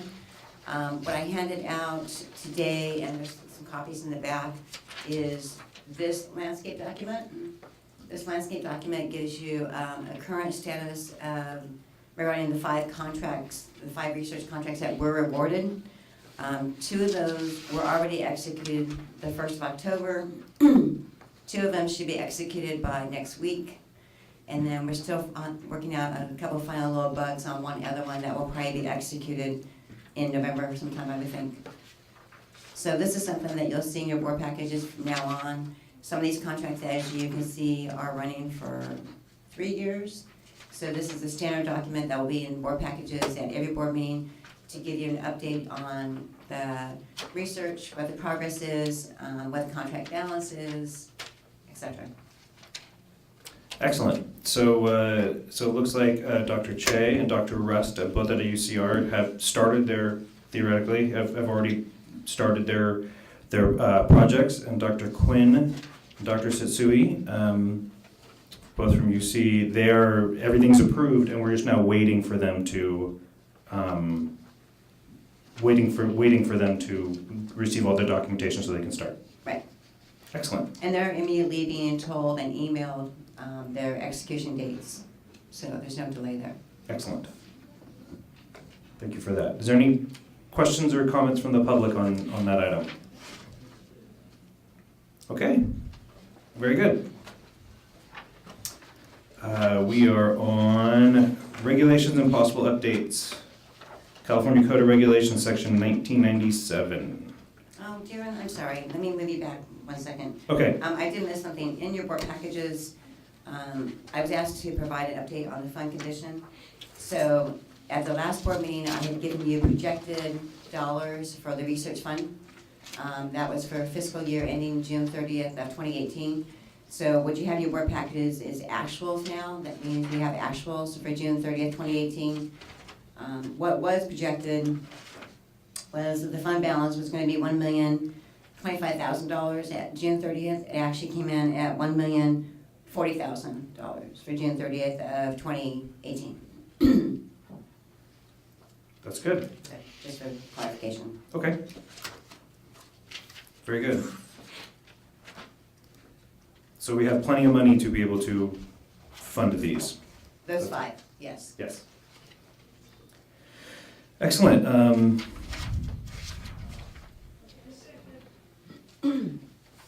So moving on to the regulations of possible action. Where are we at with that one? Okay, so your regulatory action status package is in your board packages as usual. Anything highlighted is something that we're currently working on. What's actually on the agenda is in regards to our WDO in fee being increased from $2.50 per activity to $3 per activity. I'm still hopeful for a July 1st, 2019 start date for that fee increase.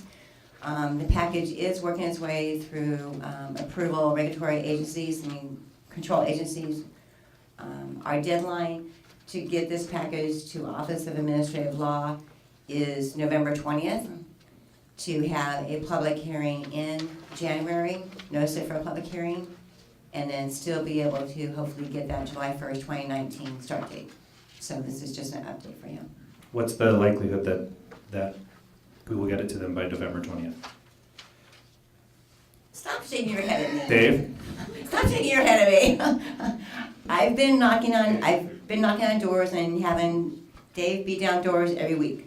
I think Sabina's boss has been reviewing it for 3 weeks now. Yeah. 4?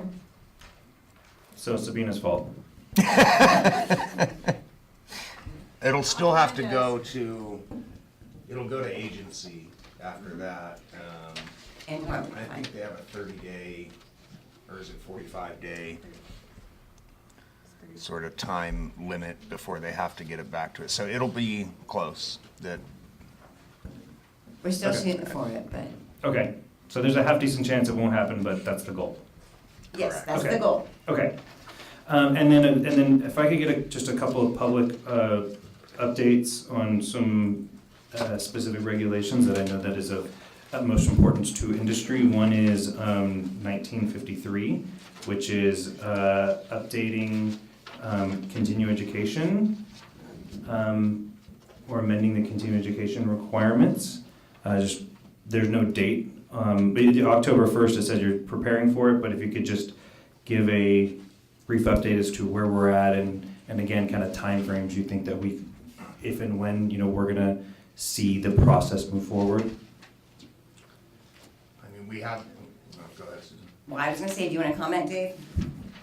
We have the proposed language written, where I can start working with Sabina on it at any point, really, that we'd prioritized, obviously, the fee increase, and 1970.4, I'm sure, is the other one you were gonna ask about. Yes, it is. Which Sabina is working on with Kurt? I did, yes. Okay, so. We're gonna go with Robert's. Yeah, I know a lot of people ended up sort of having input on 1970.4. It opened up quite a bit, so more than what we had originally intended. So anyway, that's how I had it prioritized, 1970.4, and then after that, get started on the continuing education, so. Okay, and the 1970.4, essentially, that's the electronic communication with Correct. consumers. I think the CME, or the CE, sorry, is closer. The actual reg language is closer to being worked out to where we could start the package before. We still have to work out a little bit more with the language of the electronic disclosure. Okay. So either way, however you guys want to prioritize them, but just having looked at the proposed language, one of them is a little bit more closer than the other to start moving forward. Okay, we'll talk about that. Yeah. Yeah, I can move forward. Yeah, just move. Yeah, just if you could move forward, move something forward. Anything, I don't care. Just do it. So, Yeah, Dave. is it appropriate for the board to identify which, do you need us to say, hey, this one's more important? You or- absolutely can. If 1953 is closer, then Curtis, how would you feel about prioritizing that one over the electronic communication? I think I'm in favor of the electronic notification, personally. That's been in the works for so long. It has been. We've been talking about it for years. Yeah. I mean, that went through the act review. That's where this stems from, so. I've been saying we're gonna work on that. Yeah, and I think. Next for a couple of years now, and every time we. And that's fine. I think we're finally at a spot where it's cleaning up and making it a little bit more logical. It was very confusing at first when we were tackling it, and I think Robert did a good job of trying to help us, split it up and try to make it more logical and clearer. Another consideration, I understand, Curtis's point about the electronic notification, but if something's like on the verge of getting done, I favor, let's get that off the plate and then, free up resources to be able to move forward on the other, so. I'd say the continuing education's been languishing for a couple of years as well, and if it's almost done, I'd like to see it, let's finish that up and get it moving, so. Do everything all at once. Why would do it all? Just do it all. Just do everything. I like that. But, I Just do everything. We need it as an industry. We need both of them. So if we could Right.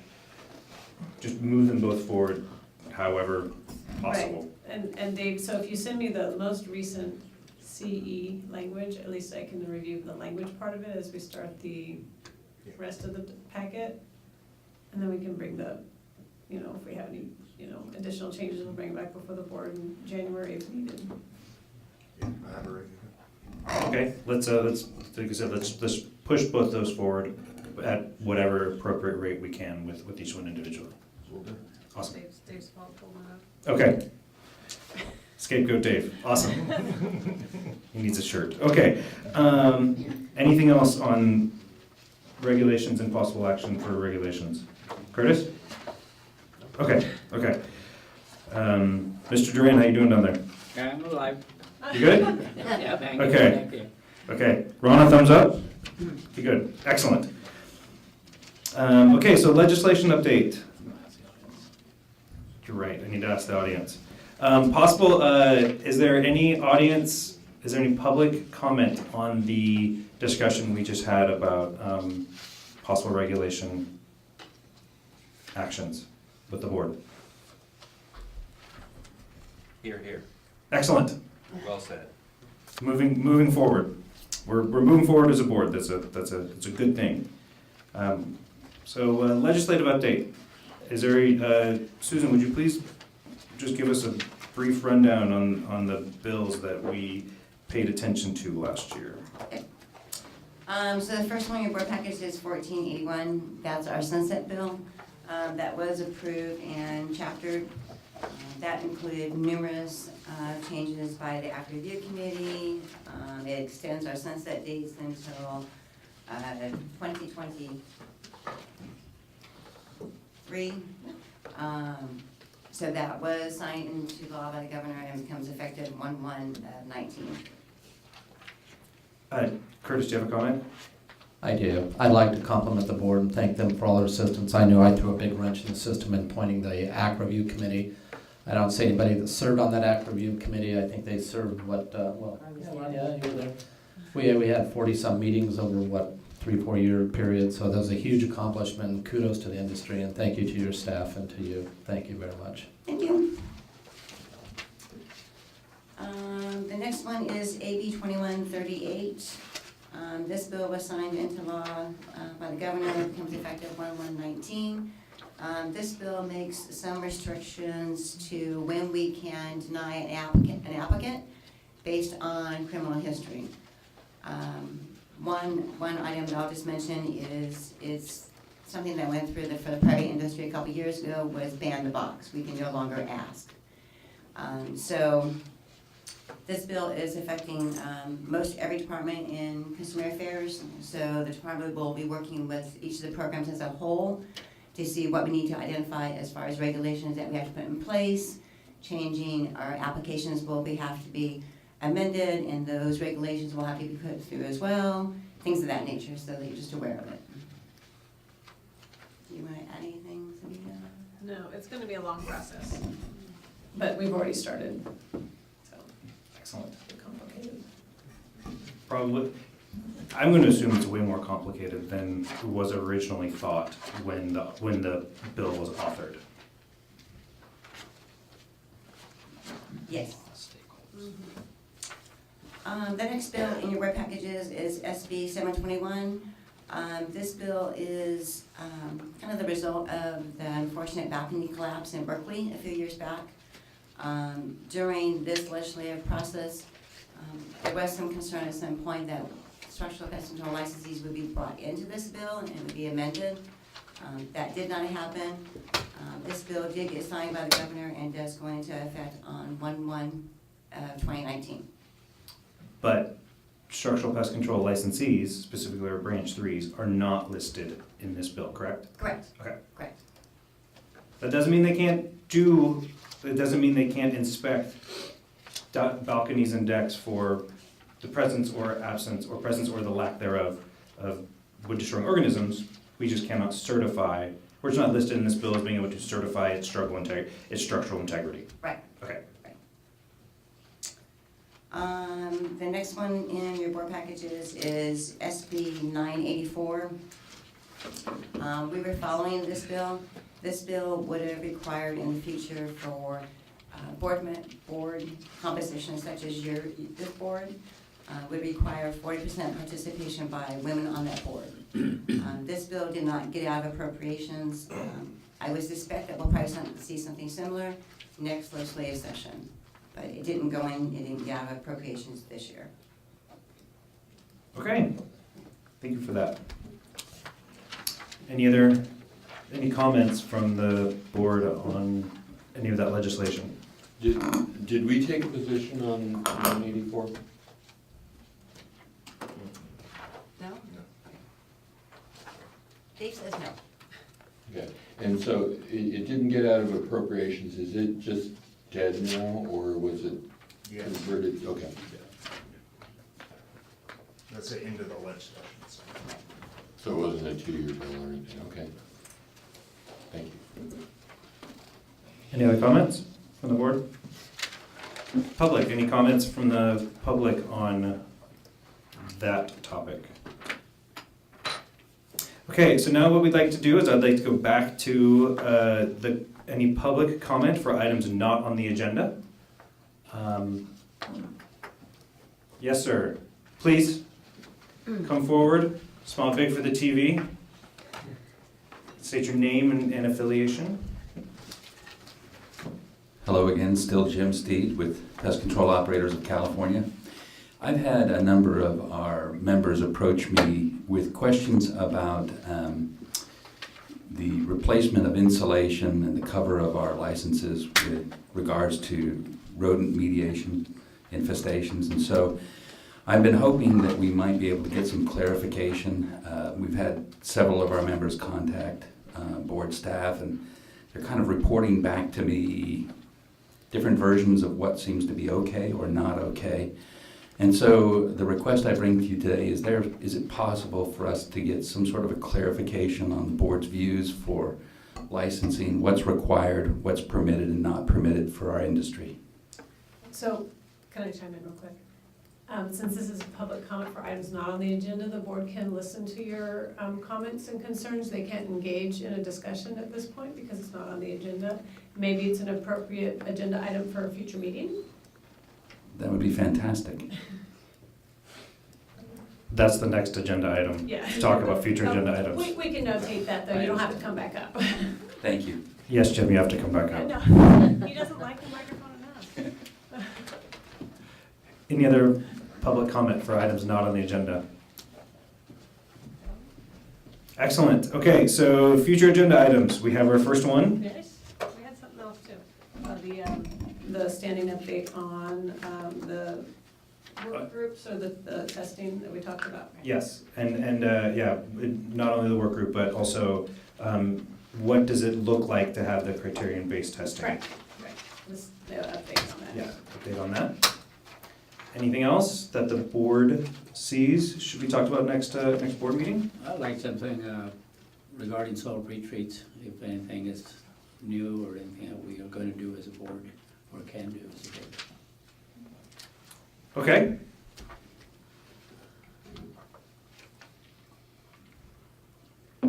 I believe that is noted. Dave's over there, Professor Skelton is over there jotting down ever so vigorously. Anything else? So with the pretreatment, you want an agenda item on that, or is it, I thought where we left it was Darren was trying to contact people about a committee. I've asked multiple people to chair that committee. I can't get anybody to chair it. Yeah, so I mean, that's where it's at. Do we want a board discussion about it, or what? Yeah, I've had a handful of people say that less than 50% of the people that I've talked to say they would participate in it, but nobody will chair it.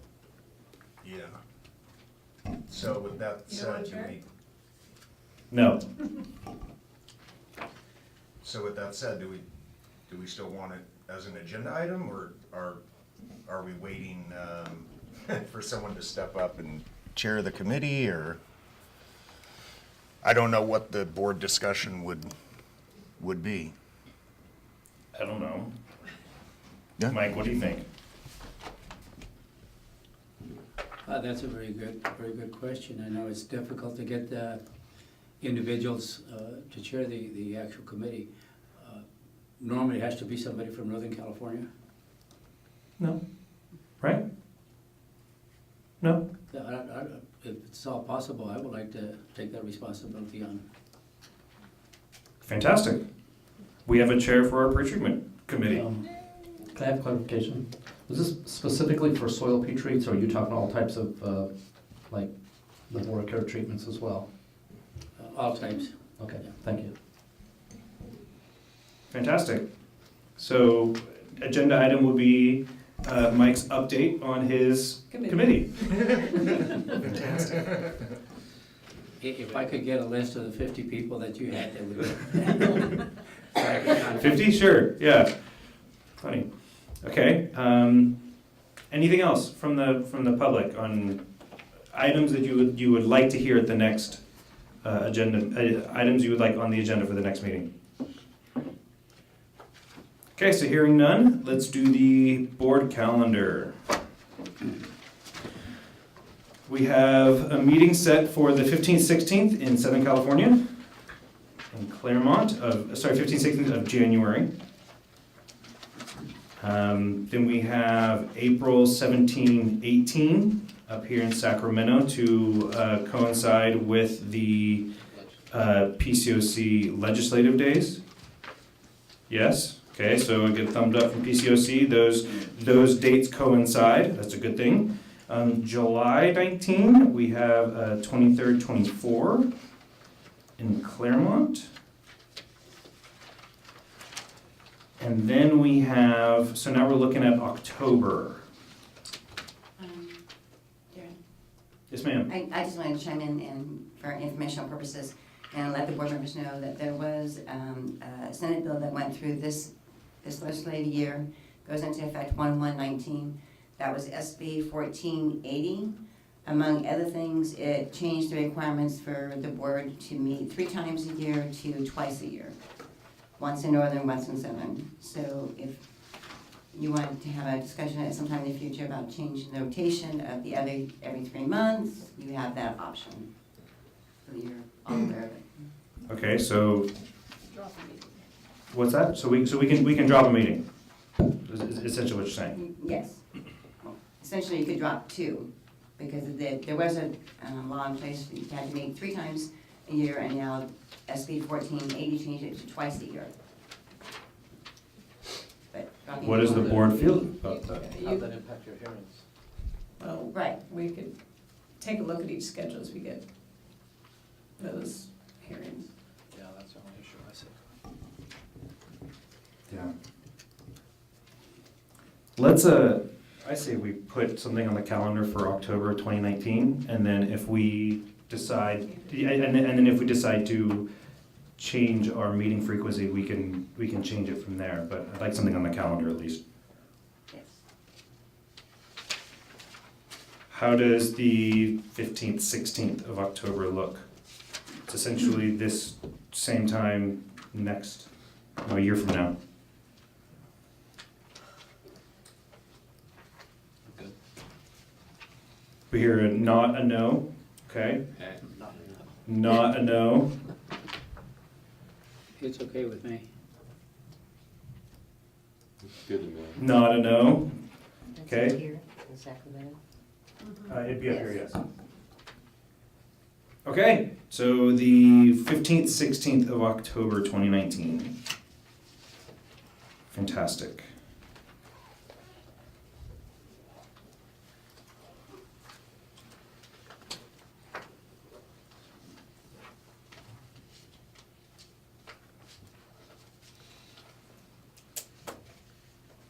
Excellent. Is there any public comment on that? I have to ask for public comment on that. Yeah, any public comment on that? Okay, so now we have the election of the board president and vice president. So, do I have nominations for office of board president? Yeah, I'd like to nominate Darren Van Steenman for president. Second the motion. Mike, was that you? Right, do you accept the nomination? Yes. Okay. That's the important part. Okay. It's not, indentured servitude. I'd like to nominate Professor Tamayo as Dave Tamayo as the vice president. Second? Do you accept said nomination? Yes, thank you.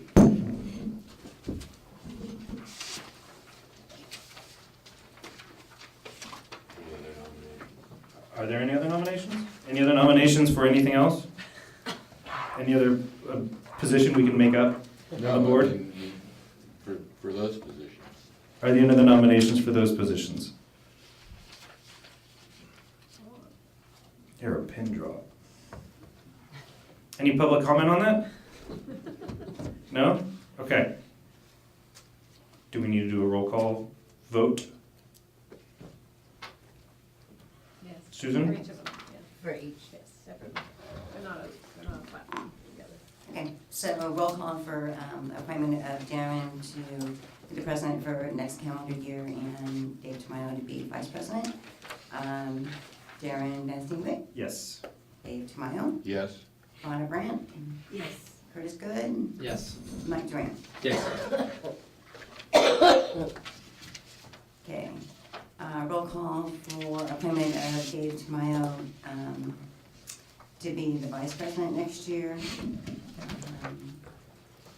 Darren Van Steenwyk, Yes. Dave Tamayo, Yes. Rhonda Brand, Yes. Curtis Good, Yes. and Mike Duran. Yes. Fantastic. Thank you very much. Give you a crown. Any public comment on that? Sorry, not on that, but I just realized there might be a conflict on the date. I didn't want. Which date? The April date. I just verified that the PCOC event is the week prior, the week of the 8th through the 10th. April. So the PCOC event is the 8th through the 10th, not the 15th through the 17th? Yes.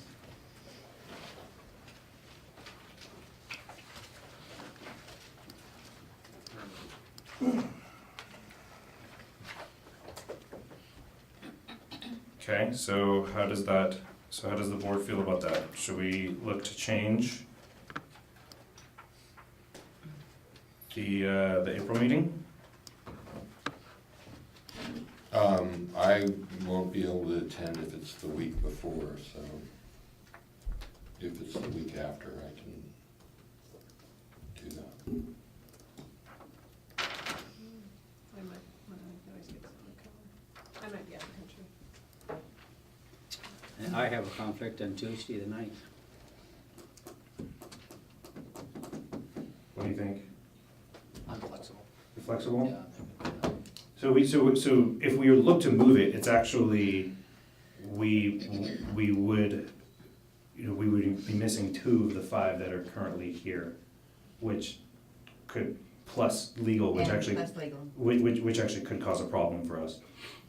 What about the week of the, like, on the 23rd or 24th? Well, the 17th, 18th works, Okay, but Oh. but it's the PCOC event. right, sure. But at this point in time, it is what it is. Just want to make that, thanks. Okay, so we're gonna keep the 17th, 18th.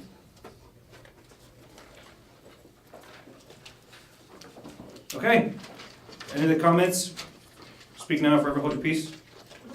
Meeting adjourned.